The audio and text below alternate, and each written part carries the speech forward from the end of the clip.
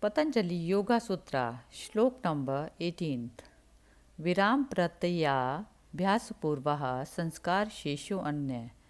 There is another samadhi which is attained by the constant practice of cessation of all mental activity, in which the chitta retains only the unmanifested impressions. Commentary by Swami Vivekananda.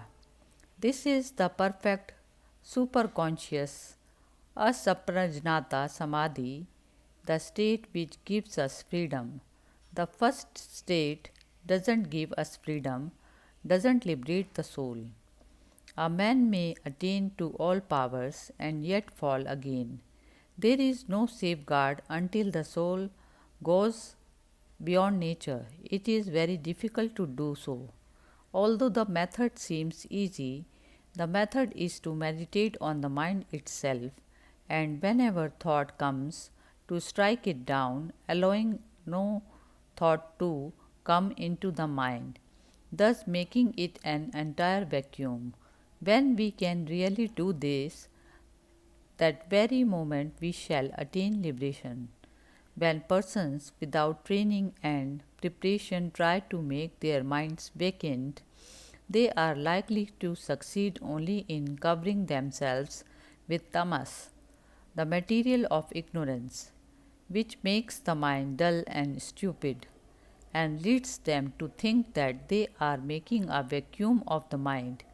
To be able to really do that is to manifest the greatest strength, the highest control.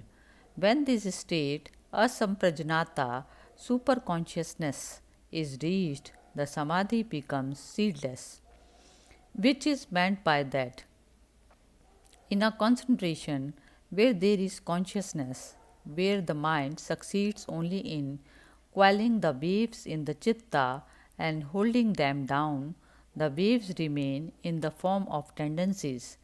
These tendencies or seeds become waves again when the time comes, but when you have destroyed all these tendencies, almost destroyed the mind, then the samadhi becomes seedless. There are no more seeds in the mind out of which to manufacture again and again this plant of life, this ceaseless round of birth and death.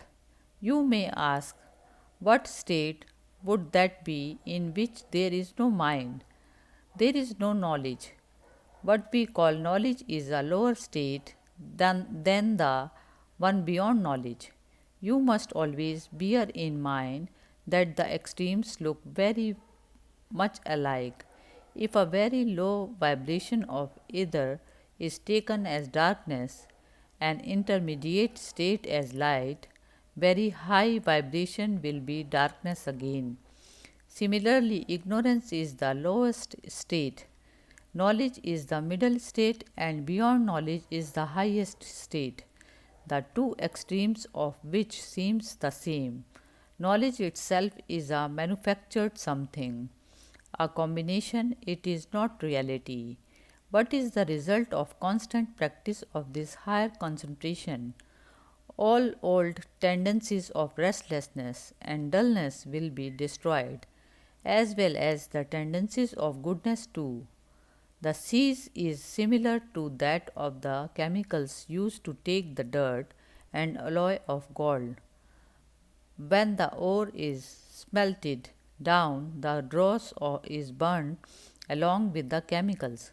So, this constant controlling power will stop the various bad tendencies and eventually the good ones also.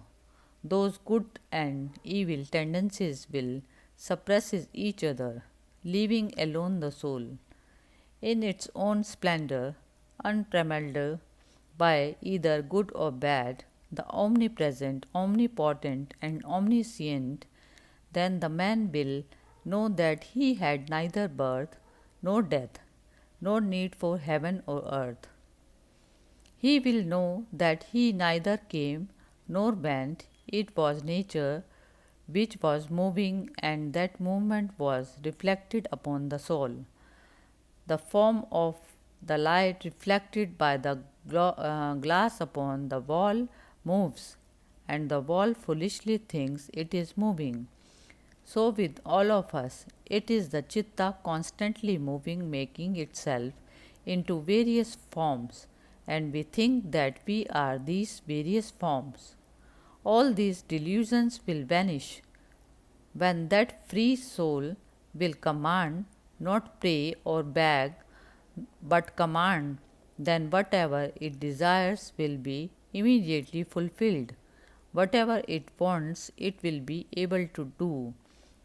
According to the Sankhya philosophy, there is no God.